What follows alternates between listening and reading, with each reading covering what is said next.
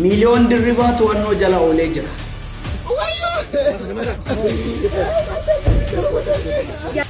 ይህ ከኋላ የምትመለከቱት ፎቶግራፍ በጣም አሳዝኖኝ የሰራዊቱ ክብር ተደፈረ። በጅንካ ከተማ የተፈጸመው ድርጊት መላውን የኢትዮጵያ ማህበራዊ ሚዲያ እያነጋገረ ነው። ከቀነኒ ቤተሰቦች መልእክት ይዤላችሁ መጥቻለሁ። ሰላም ጤና ይስጥልኝ። ውድና የተከበራችሁ የንቁሆን ሚዲያ ቤተሰቦች እንደምን አላችሁ? እንደምስቃችሁ ነኝ አለሁ። እግዚአብሔር ይመስገን። በያላችሁበት ሰላም ክርስቶስ ይብዛላችሁ። የትሏችሁ ውዶቻችን በድጋሚ እጅግ ሰበር በሆነ መረጃ ተመልሼ መጥቻለሁ። ዛሬ ቪዲዮ የምንመለከተው እንግዲህ አንድ ሰበር የሆነ መረጃ ተሰምቷል። ለእምነታችሁ ትክክለኛ አማኝ ስትሆኑ፣ እምነታችሁን ሃይማኖታችሁን የምትወዱ ስትሆኑ ልክ ከኋላ እንዳያችሁት እስከ መጨረሻው አሳዳችሁ ሃይማኖታችሁን ታስከብራላችሁ ማለት ነው። እንግዲህ ከኋላ ያያችሁት ግለሰብ በሀገሪቱ ሕግ በኢትዮጵያ እያለ ትንሽ ተቀጥቶ ከእስር ከተፈታ በኋላ ሀገር ለቆ ወጥቶ ደግሞ ያንኑ ተግባር ከእውቀት ነፃ የሆነ ተግባሩን በመተግበር እንግዲህ የተለያዩ ቤተ እምነቶች ላይ ኦርቶዶክስ ላይም እንዲሁም ሌሎች እምነት ላይ እሱ የፕሮቴስታንት አማኝ እንደሆነ ይታወቃል። ሲቀልድ ነበረ። የጥላቸውን ጥግ ደግሞ ሲገልጽ ነበረ ሌሎች ሃይማኖት ላይ ማለት። ታዲያ ዛሬ በምላሱ የዘረውን አጸያፊ ንግግር ዋጋ እያስከፈለው ይገኛል ማለት ነው። በኬንያ ፖሊስ ተይዞ እንግዲህ እየተደበደበ በአደባባይ በቪዲዮ የተቀረጸ የወጣ መረጃ አለ፣ አስደምጣችኋለሁ። እንግዲህ በተጨማሪ ደግሞ ሌላ መረጃ አለ። የፓስተሮች ተግባር በጣም ብዙዎችን አስቆጥቷል። ይህንን ቪዲዮ እናያለን። እንዲሁም ደግሞ ሁላችንም እጅግ አነጋጋሪ የሆነ መረጃ የምናውቀው የቀነኒ ጉዳይ ነው። የቀነኒ ጉዳይ ዛሬም ቤተሰቦቿ መልእክት ለኢትዮጵያ ሕዝብ ልከዋል። የመረጃ አስደምጣችኋለሁ። በቅድሚያ ግን ከዚህ ግለሰብ እንጀምራለን። ዳዊት የሚባለው ልጁ አይታችሁታል። ራቁትን በአዲስ አበባ ላይ የሴት ልብስ ለብሶ ሲሮጥ የነበረ ግለሰብ ነበረ። ጨርቁን ጥሎ ያበደ ልጅ ነው ብሎት ባጭሩ እና ይህ ግለሰብ መያዙ አንዱ ያስደስተን እኛ ኦርቶዶክሳውያን ነን ብዬ አስባለሁ። ከዚህ ቀደም በታቦታቱ ሲቀድስ ስለነበረ እንግዲህ አንዳንድ ኦርቶዶክሳዊ ወንድሞቻችን ደስ ብሏቸው የሰሩት ቪዲዮ አለ። አንድ ቪዲዮ ላጋራችሁ እና የልጁ ማን ነው ተግባሩስ ምንድን ነው የሚለውን ማሳያችሁ ይሆናል። አሁንም የደረሰበትን ችግር የምናይ ይሆናል ማለት ነው። ወደ ቪዲዮ እንሂድ።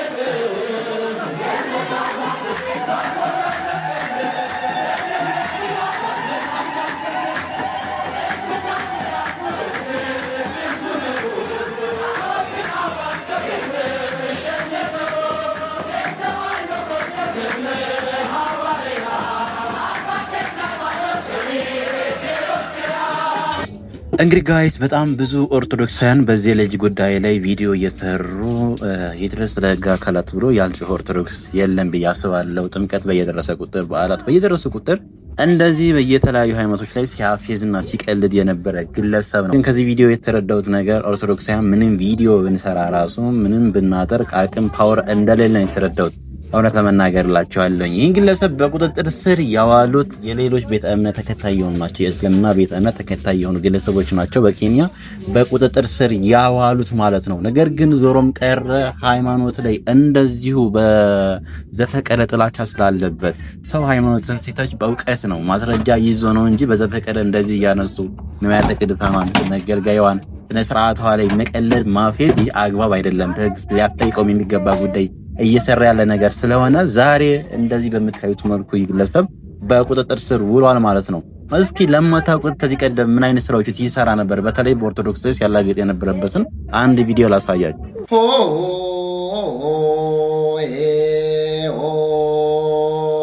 ኦሮሞኒ ዱሪ ባየ ጎዋዳ ኦሮሞኒ። ይሄ ፎቶ የሚታያችሁ የኦሮሞ ቀንደኛ ጠላት ነው። እንግዲህ ጋይስ እንደሰማችሁት ነው። ግለሰቡ በአጭሩ እንደዚህ ያለ አጸያፊ ንግግሮችን የሚያደርግ ግለሰብ እንደሆነ ይታወቃል በይፋ ማለት ነው። ከዚህ ቀደም በአዲስ አበባ መጀመሪያ እንዳልኳችሁ ራቁትን የሴት ጡት ማስያዣ አድርጎ ሲሮጥ የነበረ ግለሰብ እንደሆነ ይታወቃል ማለት ነው። ታዲያ በዛሬው ዕለት የደረሰበትን ጉድ ላስደምጣችሁ።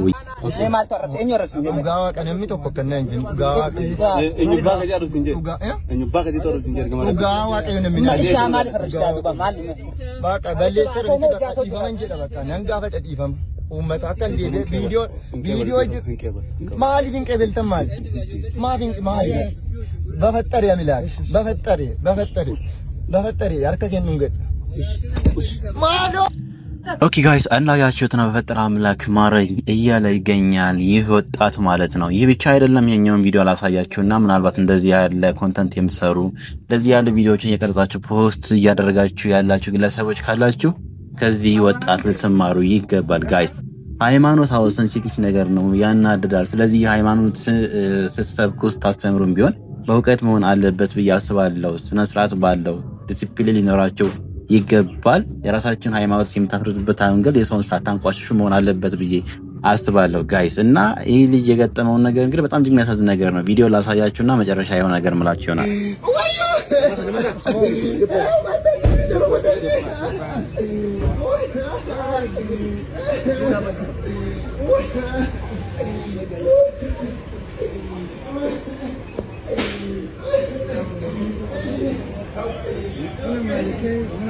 ሚሊዮን ድሪባ በኬንያ ውስጥ በቁጥጥር ስር ውሏል።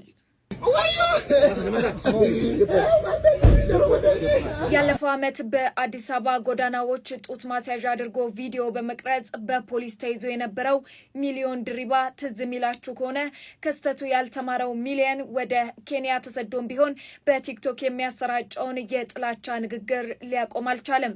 በተለይም በእስልምናና በኦርቶዶክስ እምነት ተከታዮች ላይ የሚሰነዝረው ትንኮሳም ብዙዎችን ሲያስቆጣ ቆይቷል።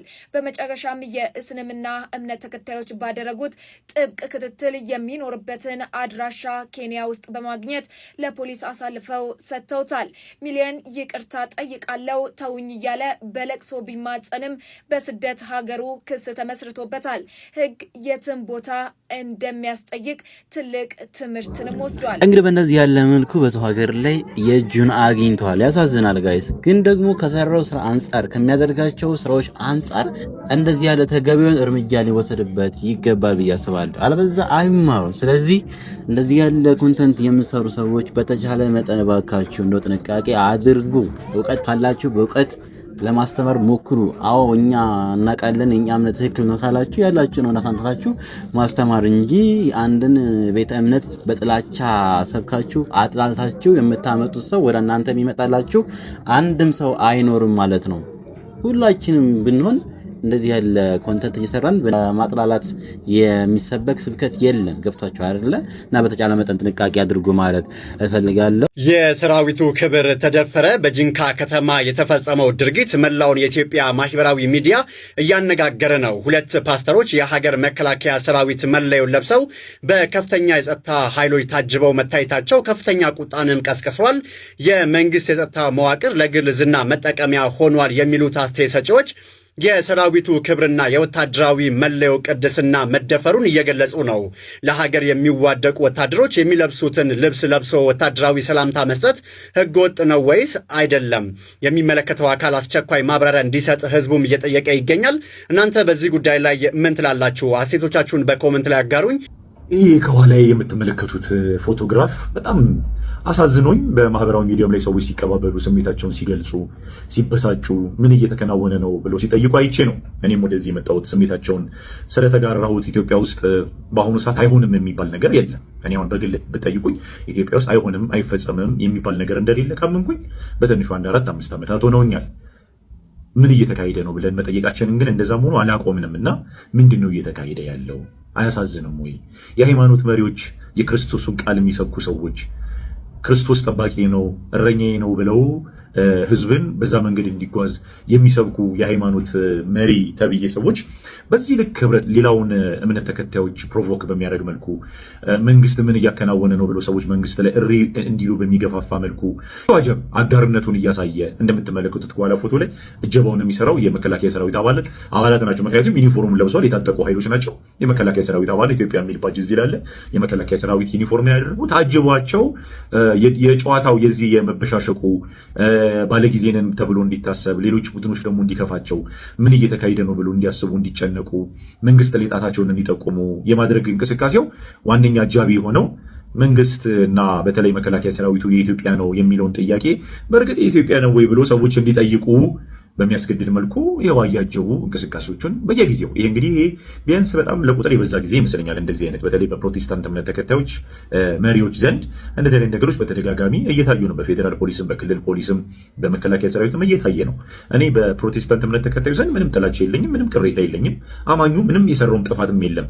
ግን መሪ የተባሉት ሰዎች በዚህ ልክ ፕሮቮክ ሲያደርጉ በመከላከያ ሰራዊቱ ሲታጀቡ እነዚህን የመሳሰሉ ዩኒፎርሞች ለብሰው ከተሰማሩበት ከተነሱበት ዓላማ አጀንዳ ከሚታወቁበት የክርስቶስ ቃል መሪነት አገልጋይነት ወጥተው በእንደዚህ አይነት ደረጃ የምታያቸው በጣም አስተዛዛቢ በጣም አሳሳቢ ነውና እባካችሁ ክርስቶስን ባትፈሩ ለቃሉ ባትኖሩ እንደው የምትፈሩት ኃይል ካለ ለምትፈሩት ኃይል ስትሉ እባካችሁ ከእንደዚህ አይነት ድርጊት ተቆጠቡ። የመንግስት ሰዎች ምንም እንደማያደርጓችሁ የታወቀ ነው። ምንም አይሏችሁም። የመከላከያ ሰራዊት አባላቱም አመራሩም ሁሉ ምንም አይሏችሁም። እኛ ስንጫጫ የሆነ ቀን ይወጡና ይሄ ነገር የተፈጸመው ትክክል አይደለም ምናምን ብለው አየር ይዙና ከዛ በሚቀጥለው ግን ተጠቃቅሶ ይቀጥላል። ምክንያቱም ያው እየቀጠለ ስላለ ማለት ነውና እንደው ትንሽ በዚህ ስለተሰማኝ ነው። አመሰግናለሁ። ይሄኛው ምስል ሰሞኑን በጣም ብዙዎችን እያነጋገረ ያለ እንዲሁም ያስቆጣ ድርጊት ነው። እውነት ለመናገርላችኋለሁ አንድ የሀገር መከላከያ ሰራዊት እንደዚህ ያለ መልኩ ለሁለት ግለሰቦች ለሁለት ፓስተሮች ብሎ ተሰልፎ መደርደሩ የሚያሳየው ሌላ ታሪክ ነው። ብናወራ በጣም ብዙ ነገር ማውራት እንችላለን። ከዚህ ቀደም አይተናል፣ አሁን ይደረጋል፣ ወደፊት የሚቀጥላል ማለት ነው። በጣም እጅግ የሚያሳዝን አሰራር ነው እያየን ያለ ነው ማለት ነው። ኦኬ፣ ለማንኛውም ይሄ እንዳለ ሆኖላችሁ የራሳችሁን አስተያየት ኮሜንት ላይ ብታስቀምጡልኝ ይሆናል። በዚህ ጉዳይ ላይ ወደ ሌላኛው መረጃችን ልወሰዳችሁ። ከቀነኒ ቤተሰቦች መልእክት ይዤላችሁ መጥቻለሁ። ስለሆናችሁ እንግዲህ በሶሻል ሚዲያም ሀገርም ውስጥም ውጭ ሀገር ያሉ ሰዎች በቀነኒ ጉዳይ ላይ በፍትህ አቅጣጫ ብዙ ሲረባረቡ ነበር። ስቲል እየጠየቁም ያሉ አሉ። ሁላቸውንም እግዚአብሔር ይስጥልን ለማለት እንወዳለን። በቀነኒ ጉዳይ ላይ እንግዲህ ከኢንቨስቲጌሽኑ ጊዜ ጀምሮ ምንም አይነት እምነት አልነበረም። የተሰራበት የነበረው ነገር አሳማኝ አልነበረም። ፍትህ ለማግኘት ሳይሆን ሰውየውን ነፃ ለማድረግ ነው ሲሰራበት። ፋይናሊ የውሳኔ አሰጣጡን ደግሞ የተፈታበትም ሁኔታ ትራጀዲ የተሞላ አይነት ፍትሐዊነት ባለው መልኩ ቪክቲም የሆነውን ቤተሰብ ቁጭ አድርጎ ማክሮ ያለውን ነገር አስረድቶ ሳይሆን የተፈታበት የተለቀቀበትን መንገድ ድራማ ሰርቶ የተለቀቀ። ከዚያም በኋላ ባለው ጊዜ ውስጥ ይግባኝ መጠየቅ ትችላላችሁ ተብሎ ፍትህ ሚኒስቴር ሙሉ የነበረው ሁኔታ መጠየቅ የሚገባ ነገር ተጠይቆ ገብቷል። ነገር ግን ለረጅም ጊዜ እንግዲህ ከዚያ ጊዜ ጀምሮ ያለውን ጊዜ ገስ ማድረግ ትችላላችሁ። እየተመካከርንበት ነው። ቲም እየተዋቀረ ነው። ጠብቁን፣ ቆዩን እየተባለ ስልክም ባለማንሳት በእንደዚህ አይነት መልኩ ቤተሰብ ሲጉላላ ምንም አይነት በዚህ ጉዳይ ላይ ለማድመጥ ፈቃደኛ ነው።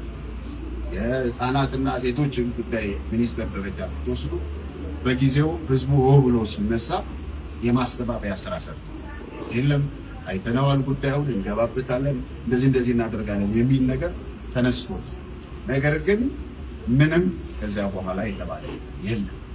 አልፎ ደግሞ በዚህ በኩል በፍትህ ተይዞ እያለ በባህላዊ መልኩ ደግሞ እንፈታለን በሚል በጎን ሲካሄድ ነበር። በባህላዊም ሁኔታ የተባለው ነገር ሲጀመር በህግም ደረጃ የሚፈቀድ አይደለም። በህግ የተያዘ ለዛውም ኢንቨስቲጌሽን ላይ ያለ ኬዝ በባህላዊ መልኩ ገብቶ መመርመር አይቻልም። ምርመራ ማድረግ የሚችለው ፖሊስና አቃቤ ህግ ብቻ። ከዛ ባለፈ ፍርድ የተሰጠበት ጉዳይ ሲሆን ለእርቅ ነው ወደ ታች የሚወርድ ወደ ማህበራዊ ባህላዊ ፍርድ ቤት። እንደዚህ ተስማምተዋል፣ እንደዚህ አይነት ውሳኔ ተሰጥቷል። ነገሩ ግን ቀጣይነት እንዳይኖረው በቀል እንዳይቀጥል አስታርቋቸው ተብሎ ስፔሻሊ ጉማ የሚመለከተው ኦሮሞን ነው። ኦሮሞ ደግሞ ባህል ያንን ማድረግ የሚቻለው ፋይናል ነገር ላይ የደረሰ የተወሰነበት ነገር ግን እንደዚያም ሆኖ አቋን እናወጣለን እንፈልጋለን በሚል አይነት ድለላ በጎን በኩል ገቡ። ከዛም በኋላ የሄዱበት መንገድ የማስፈራራት የማዳፈን ሰው የማጥፋት እንጂ ምንም ያመጡት መፍትሄ የለም። ቶታሊ ደግሞ ቪክቲም በሆነው ቤተሰብ ላይ ማዕቀብ ጭነናል በሚል የሚኖሩት ኦሮሚያ ውስጥ ነው። በኦሮሚያ ማህበረሰብ መካከል በኦሮሞ ማህበረሰብ መካከል በነፃነትም ወጥተው እንዳይገቡ ሌላ ጫና ሊጫኑባቸው። ባለፈው ጊዜ ሰምታችሁ ከሆነ ሶፍ ዑመር በሚባል ሚዲያ እህታችን ብትኖር ጥሩ ነበር ደርሳ ቢሆን ኢንተርቪው ተደርጎላቸው አንዳንድ ክፍተቶች ናቸው። እኛ እንደውም አለች እንደውም አንዳንድ ነገሮች ክፍተት ስላሳዩ ይቀጥላል ብለን ጠብቀን ነበር። እኛ ወደ ፋሚሊ ደግሞ ኢንተርቪው ይመጣል። ያው ኢንዳይሬክት በሌላ ሰው ጠይቀው ነበር። እኔም ደጋግሜ ደውያለሁ፣ አልተሳካልኝም። ቶታሊ እኛ የሄድንበት ነው የሚል መልስ እንደተሰጧቸው የሰማሁት እና ከዛ በኋላ ባለው ጊዜ በአባ ገዳም በኩል ምንም የተሄደበት ነገር የለም። ስለዚህ እንዳጠቃላይ መንግስት ያለበት ሀገር ነው፣ ህግ ይከበራል የሚባልበት ሀገር ላይ ያለ ነው። በእንደዚህ አይነት ሀገር ውስጥ ደግሞ እንደ ዜጋ አንድ ሰው እንደ ዜጋ ብቻ ኬዙ ሊታይ ፍትህ ሊሰጠው ይገባል። የሞተችው እህታችን ነች። ሰው ነው የሞተው፣ የሆነ ዝንብ ወይ ደግሞ በረሮ አለ። ስለዚህ ማንኛውም ሰው በህግ እኩል የሆነ ከለላ ነው ማግኘት ያለበት። እንደዚህ የትኛው ወንድ ይሁን ሴት ይሁን ህፃን ይሁን አዋቂ ህጉ ይመለከታል። በዚህ በኩል ደግሞ ህግ አስፈጻሚው አካል ይህንን ተከታትሎ እልባት መስጠት ሲገባው እንደዚህ እየተጓተተ ይኸው አንደኛ ዓመቷን እንግዲህ የተወሰኑ ቀናቶች አልፈዋል። ለማሰብ ጊዜ የተገኘ ነው። ስለዚህ እንዳጠቃላይ የምንለው ነገር ብያላስ የጌሰስ ከንጅርተን ከራደዳ ሶሻል ሚዲያ ቴኒስ ቃማቲኒስ ማቲ ከነከንጀት የቤሳ ቱርተን ሁንዱማ ሰገሌ ቀንጣ ቱርተን ገለተኪን የፈቹ በርባና ኢታኔጋ ጀልቀማ ካሴ አንጋርአት ይቻዳ ኡጋ ሙጫ ኬኛ አርገቹፍ አለባየ ኬሰ ደበሬራ ከናንዱማ ኬሰት ይበሙ ዋነከስ ዋምባዬ ቢጣምባዬን ማቲ ረከቶ ጎቹራ ከነፈ አንጋርአት ዋቶ ኮሊን አርገን የሞቱማን ጅሩ የሰር ጅሩ ኬሰት ከራ ከሚኑ ታና namni miidhanii tokko akka seeraatti furmaata argachuu kan qabu furmaata malee akkasumaan deddeebi'aa turreerra. Egaa namni seera jalaa miliquu nama jalaa miliquu danda'a, waaqa jalaa miliquu karaa namaa ammallee abdii qabu. Maaliif wanta argine waan waaqa biraa immoo eegna guddaa galatooma.